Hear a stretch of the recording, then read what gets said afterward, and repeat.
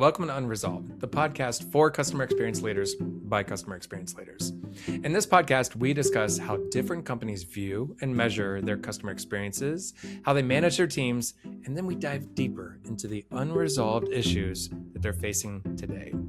We are specifically calling this podcast Unresolved because so many CX leaders are testing with AI. They're rebuilding with AI as their foundation. And every one of us have to reinvent everything we've ever known about customer experience systems and processes.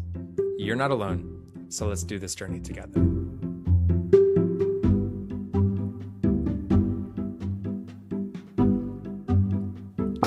Today, we have Cati Brunell-Brutman, who has managed and led customer experience at Glossier, Birchbox, Headway, and Daily Harvest. She is passionate about people management, coaching people, and providing growth opportunities for team members. And today, we are diving into the voice of the customer. Cati, welcome to Unresolved. Thank you so much for having me. I'm so excited to talk about the voice of the customer. Woo! It's such an exciting topic, right? It really is. And I think as a customer experience leader, like I remember early in my career, people being like, that is your job. Like every room you're in, you're the customer's voice. And I think with technology and tools these days, it's even more fun and exciting to dive into that. Absolutely. Yeah. So, and before we dive into the deeper questions, I'd like to connect listeners with your mindset, with your processes, so they can relate right away with you. And so I was curious, can you share with me the team structures that you've led and what's worked for you? Yeah, absolutely. I think most recently, I led CX at Glossier, and we had a kind of fun, unique, we called it a team of teams. So I had an internal team of agents who had been with the company like 5 to 7 years, super high level, really like knowledge experts and function owners. I had a BPO that I was working with that was remote. And then we also had a program where folks in our retail stores could do a 6-month rotation with my team to learn digital CX community management. And so they got that kind of like internal growth and learning opportunity. We also got these amazing insights from people who were on the floor with the products and the customers on the days they launched. And so I think having that kind of like people coming from different places really helped establish the way we as the customer service team spoke to customers and the knowledge we had. I've also, worked at companies where it's entirely in-house. So my time at Daily Harvest, I started and I was like employee number 10. And it was just a bunch of us in an office in New York together on a couch. And we expanded to a West Coast team, but it was all internal. And so I had a little bit more control over where everybody was, what resources they had. But I think that the most important thing is that no matter how many kind of like teams in your team they have, it is one team and everybody should have the same access to products and the same training opportunities and the same knowledge opportunities. And that's something that I was really passionate about at Glossier of like, let's all get in one room, even if it's virtually, and talk and ask questions and share knowledge together. I love that. Yeah, we created something called Customer Connect. And with that, the idea was, how can we get product, marketing, engineering, everybody experience, hands-on experience, talking with customers, chatting with customers, and even understanding deeper metrics, deeper knowledge of what they're facing. And we were able to start pulling in 3 folks from marketing, 3 folks from engineering, and give them a very unique experience, and then share with them the voice of the customer, specific to what they were working on. And I loved being able to do that, turning it into an eye-opening experience versus, oh man, I got to talk to customers, I'm just an engineer kind of a thing. People really enjoyed Customer Connect. I love that so much. And I love that then that they have that kind of voice in the customer in their head when they go back to whatever they're doing, whether it's building a feature on the website or coming up with a marketing email, like they've had that experience of the one-to-one customer interaction. Yeah, absolutely. So before we dive too deep, for those that are new to the term voice of the customer or VOC, it really means like capturing customer feedback, those customer signals, customer expectations, and then turning it into actionable information for the rest of the company. And you could be surfacing insights for just the product team, or you could be creating unique reports for multiple product teams, the marketing team, sales team, and revenue too. So VOC, or voice of the customer, it can look very different for each and every company. Do you have preferred tools to surface or present the voice of the customer? Yeah, I love that question. And I think for me, it always starts with looking at where are your customers talking to you? Where is the kind of largest swath of customers talking to you? Yeah. And where are the customers the loudest? So, when I was jumping into building out VOC at Glossier, we were an omni-channel business. We were in wholesale, we had owned retail, and we had e-com. And what I was looking at is, how can I make sure all of those customers' voices are heard, because they're having different experiences, and I want to make sure they're all being heard. And so I actually sat down with our one of our retail directors, and we made a list of every single place a customer talks to us, from a Google review to an email to an own social. And we looked at the month over month volume and what channels were covered, and kind of pulled the top ones. So we made sure we were making sure the voices that were going to represent the largest swath of customers were being heard. And I think that this is a great time for utilizing AI once you figure that out, because there's so much data. And I know that you've also had the experience of, well, I have an Excel sheet with 5,000 cells, and I have to manually go through everyone and color code it and pull out insights. And that's going to be the next 2 weeks of my life. And I love utilizing AI to really dig down into, once you have your data and your channels, like, what are people saying? What are the trends? A tool that I'm really excited about right now is called Hark for VOC. Okay. And they are really helping kind of connect all of your channels, and also using some of that AI to proactively surface it to you, which I love. And I think the more proactive customer support and customer experience can be, the better, because if I can know what the customers are saying before it snowballs into a problem, then I can solve that, or I can get it to the people who can solve it. So big fan of AI analysis here. And then just, kind of using our customer experience brains and our knowledge to be smart about where we're pulling the data from. Yeah. I wasn't heavily using AI, I would say, back in 2019, 2020, but we were using frame.ai and we were frame.io, and our offices weren't that far apart. And frequently they would get folks in their office, we would get folks in our office, and they were looking for the other frame. That was pretty funny. But like I was working alongside them, and they were developing that AI VOC. And AI VOC was not a thing in 2019. Right. Currently today, HubSpot acquired Frame.ai, and they're working over there. But they were early on in the AI game, and they were also definitely early on in pulling signals. And I was helping just share with them exactly what we needed. What were the tags? What's the taxonomy? What makes the most sense? How are we uncovering this to the product team? What does sales need? What does marketing need, et cetera? So like, that's where I had early experience working with an AI vendor to be able to surface those kinds of insights. And it was always interesting to be able to have that back and forth. And that was my first experience with AI.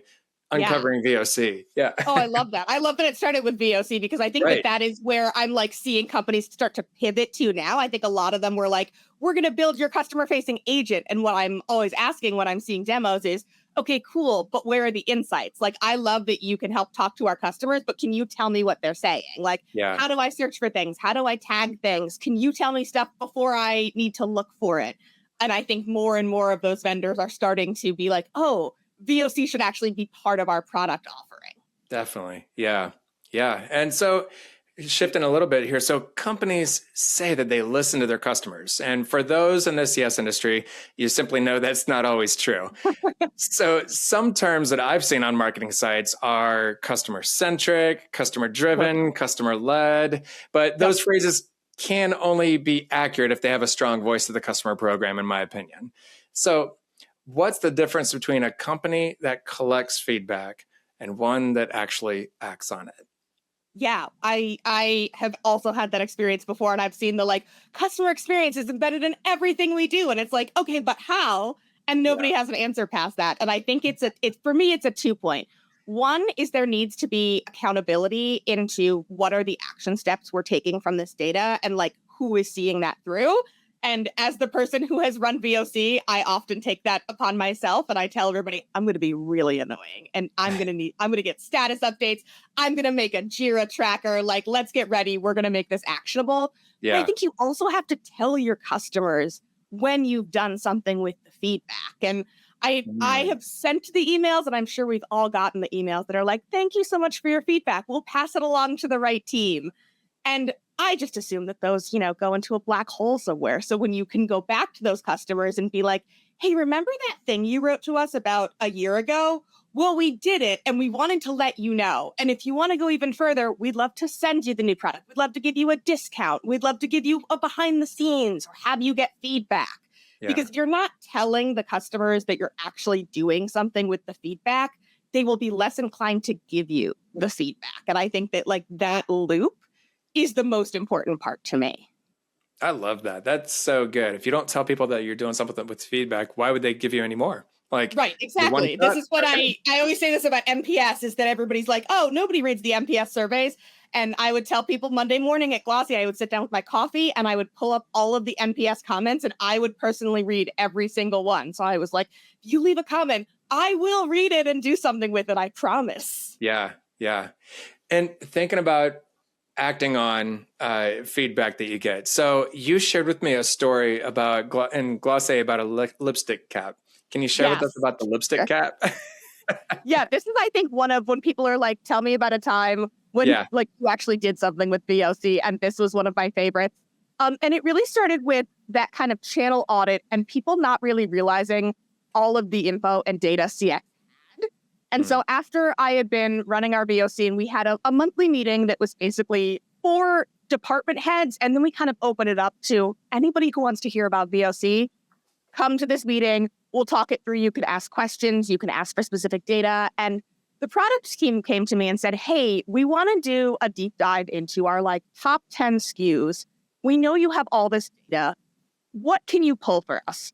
And I said, we have all of the reviews for the past 5 years for all these products. Let's do a deep dive into the reviews. Let's do an analysis of 5 years of reviews and just pull what are the positives? What are the negatives? What are the trends that keep coming up? And put them into one document so you guys can think about it with product development and product marketing. And something that my team had been flagging on a small scale was we had these lipsticks called Ultra Lip. And if you Google Ultra Lip caps, you will find many, many thoughts and opinions about this. Reddit, I read every post, and I still do, where we had it's an amazing lipstick formula that's kind of a lipstick balm hybrid, but the caps were not secure. And so they would fall off in people's bags, the bags would get ruined, they would fall off in people's drawers, the lipstick would break and get gross. And we had been flagging this for a couple of years just from CX emails, but the volume there wasn't enough to move the needle on what we need to redo the whole. So I did the deep dive and I used an AI analysis. I pulled out, the positives, the negatives. And what we found was between 60 to 70% of customers said, I love this product so much, but I would not repurchase it because of the cap. And that was such a huge number, considering it was one of our top 10 SKUs, that we were able to put the dollars and the customer acquisition cost and the retention costs to it and bring it to the team. And they were like, oh, this is a huge issue and one that's a really easy solve because the product is great. We don't need to redesign the product. Right. We just need to redesign the cap. And so what we started doing was, as we were coming out with new shades of it, we redeveloped the cap and had a new cap. And I remember on one of our posts for a summer capsule, we put in the caption, we've heard you, and this has the new cap. And you could see the comments kind of turn around and people were like, oh my God, there's a new cap? Okay, I am going to buy it. It's going to happen. And then people on Reddit were reviewing it and saying, clicks now. This is the best. They actually listened to us. And seeing customers say they actually listened to us, I was like, oh, cool. That was all I wanted. I wanted people to feel heard and listened to. Yeah. But also so great to see the power of, hey, here is a source of data. Let's use it to pull that hard data, but also tell a story. And I think that is kind of how I look at my job with VOC is, besides just pulling the hard data and the numbers the finance team wants to see, is I'm a storyteller for the customers. And the story that I could tell actually moved the needle. Yeah. I love that story. And so something that comes to mind, this question I haven't asked you, or we haven't talked about this one. What was the power that CX had to be able to issue refunds or credits or something because, hey, my Louis Vuitton got ruined. Hey, this happened or something like that. Yeah, we had a really amazing partnership with our legal team who shout out to the lawyers, which I feel like usually doesn't happen when we would say, hey, this is technically like not our product, is somebody's purse, but it's the right thing to do. Like, can we pay for their dry cleaning? And we really never got any pushback on that. And something that I really loved that I was surprised at when I got to Glossier is they were like, hey, you can, make the case for why we should give this customer a bigger refund or cover a dry cleaning cost or something like that. Do it and we'll approve it. Nobody has ever gotten in trouble for like compensating a customer too much. And it took me a while to get used to that because I'd worked at orgs where it's like, okay, you have to look at the lifetime value and you can only give them this much and that's it. And the attitude of Glossier was really like, let's work to find out the best solution for the customer because it's the right thing to do versus, well, we want to make sure we're going to nickel and dime everybody. We got to save the most money. So we would often, say, okay, cool. We understand our part in this and we will happily cover the dry cleaning of that item for you. And, here are some tips on getting stains out of things because we've all been there. Yeah. And the customer's LTV or lifetime value doesn't have to do with just how much they've paid. You don't know what kind of reach they actually have on their network. They could easily post this story about, hey, this happened and they made it right. And then bam, sales go up by a few $100 more than what they're actually paying for on a monthly basis or something like that. So yeah, and I always look out for those things on Reddit or TikTok. Yeah. At companies I'm working with, other companies too, that are like, people say, hey, I had this really amazing experience with this customer service team. And that to me as a consumer, I'm like, oh, I'm going to remember that. And I am more likely to shop there because they treated the person like a human and not just a number in a spreadsheet. Absolutely. Yeah, definitely. So when you brought CX data to a team that didn't ask for it, like product, finance, marketing, what made them pay attention? So I have this joke with my husband, who also is a people manager and works at an e-commerce company, but more on the design side. We talk about working cross-functionally as being problem-oriented or solution-oriented. And both are basically the same things. Is you're going and you're saying, well, we got an issue. Yeah. But I think a lot of people can see CX surfacing an issue as being kind of like problem-oriented of, well, CX is coming and telling us there's an issue and we did something wrong and we are the bad guys. And for me, it's approaching your cross-functional partners and, doing a little bit of the work beforehand and making sure that you understand what their goals are, what they want, what they value, and coming to them being like, I know that this is important to you and I have some data that I think could help move the needle on that. And I think, we had a really amazing relationship with our social and our marketing teams between CX and social at Glossier. We actually ended up establishing a meeting where we would go over all of the social posts for the week in advance so CX could see what was coming up and could give feedback similarly to emails. And I remember even simple things like being like, hey, this product that we're going to put in a social post is actually out of stock in the UK. It's maybe a less great customer experience to be promoting it right now. Can we switch it out with something else? And knowing that the social team would have to deal with less of a headache of, well, we promoted this and then it didn't sell because it's out of stock. And, this is like, doesn't look good for our team. And for us on the CX team, getting all the comments of, I want to buy it, but it's out of stock. And getting ahead of that was something that benefited both of our teams. So coming with data or insights, but being able to really approach people as people and be like, I know this will benefit your team and your goals and my team and my goals. Let's work together versus, hey, this is a problem. You have to solve it for me.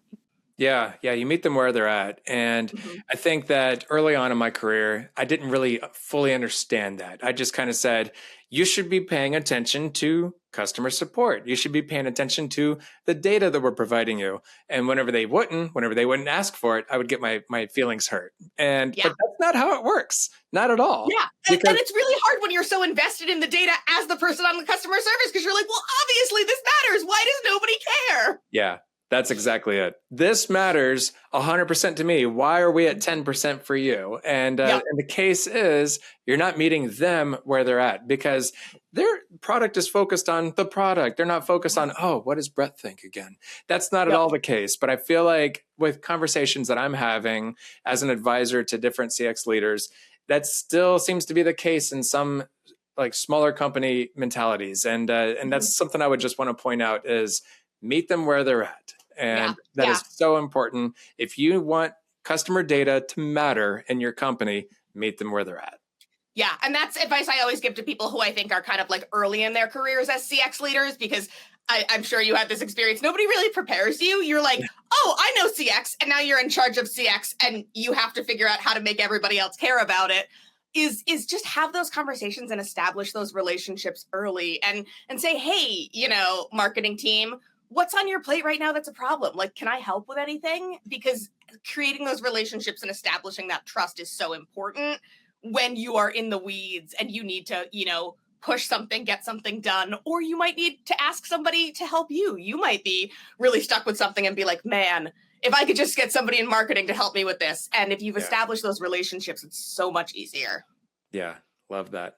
At Frame.io, I was meeting with 4 product managers all at the same time, and I'd go over the list of bugs, I'd go over the type of issues that support was managing, and one by one, the PMs stopped attending. My meeting was about mitigating support, and it was not about involving the creation of the product. And realizing my mistake, I worked with support specialists to meet with the individual PMs to share the top 5 bugs that were very specific to their department, their PM department, and uncover trends that were specific for those projects. And eventually they worked their way into the sprint planning meetings too. They were bringing in UX and UI customer insights. The initial meetings, they were not influential, but I had to realize that the problem was the way that I presented information.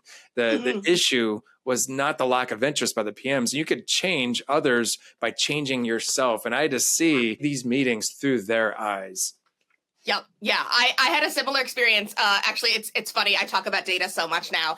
And I very specifically remember being a new manager at Daily Harvest and being like, I'm not like too in the weeds with data in CX. And like, I don't think it's that important. And I look back to, Katie from 2019, and I'm like, oh, my sweet summer child, data's so important. But I think for me, I was like, oh no, just like listening to the anecdotal like customer voice should be enough.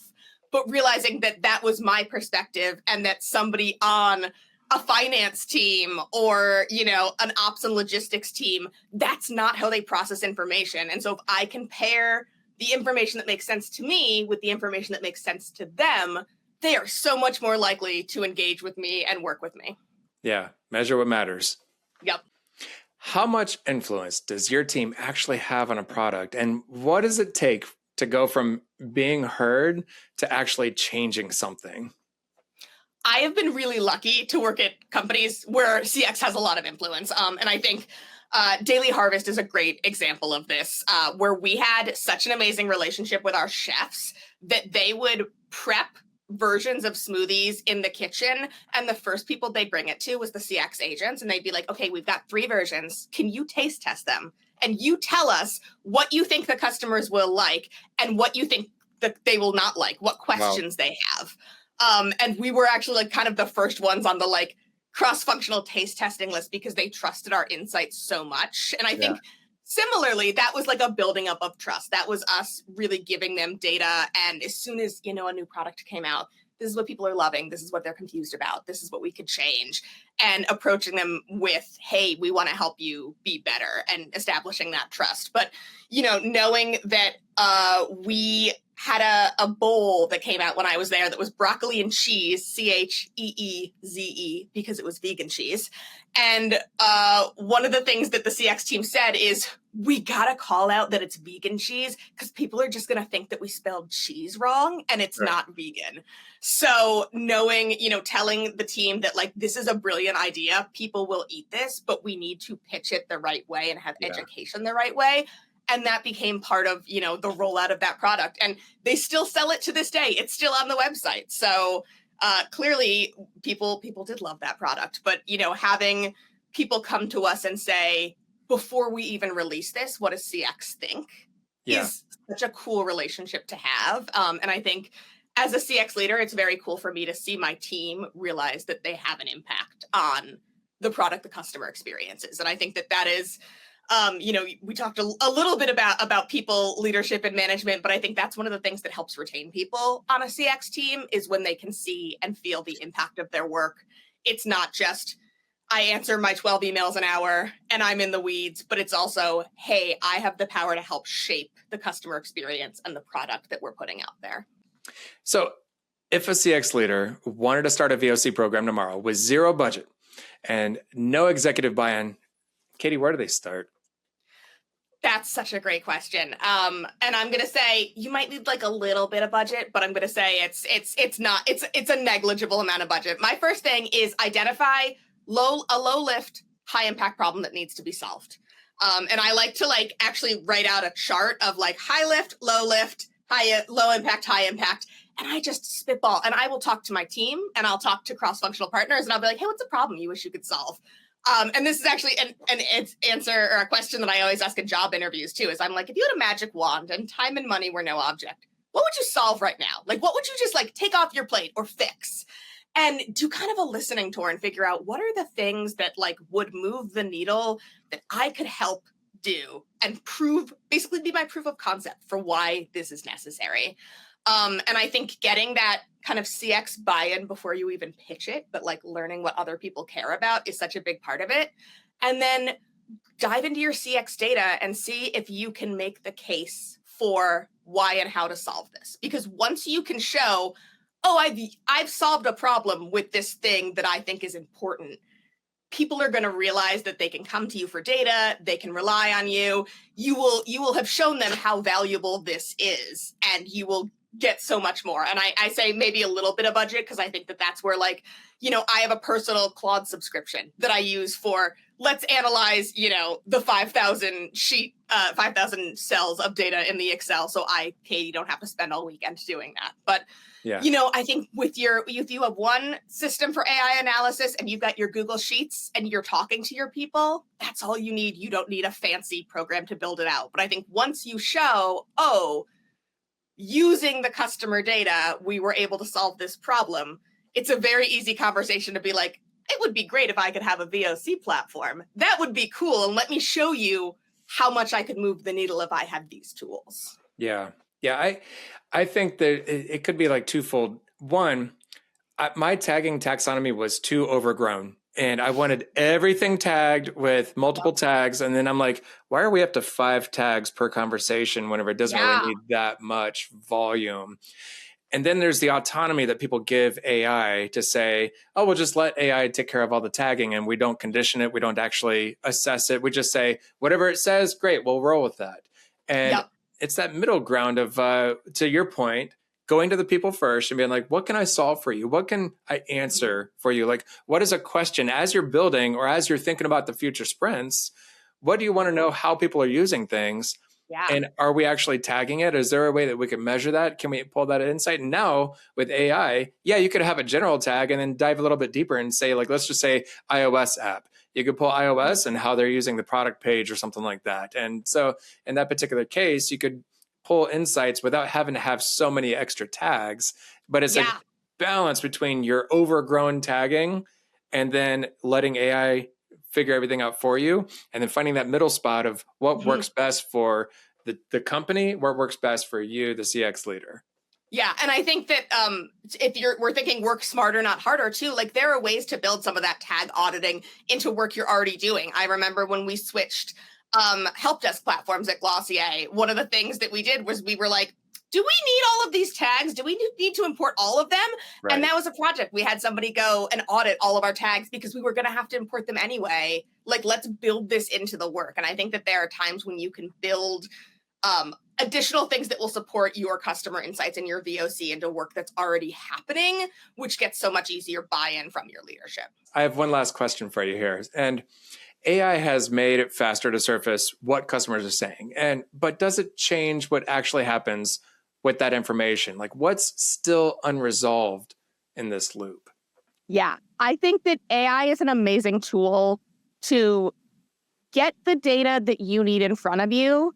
What I think is unresolved is that AI doesn't have the human experience and the critical thinking skills that you as a CX leader has. So you need to know how to query and slice and dice that data. You need to know what to ask for, and then you need to know what to. And I think that this is something that I worry about a little bit in the AI conversation is that if we get too reliant on AI, we're not going to have those critical thinking skills. And I think that that's why I personally don't think CX leadership is ever going to be replaced with AI, because AI can surface your data, but it can't figure out what to do with it. Right. And you, as the CX leader, have the decade of experience and talk to the customers every day. And so you are the ones who can say, I've used AI to find this data and to make it pretty.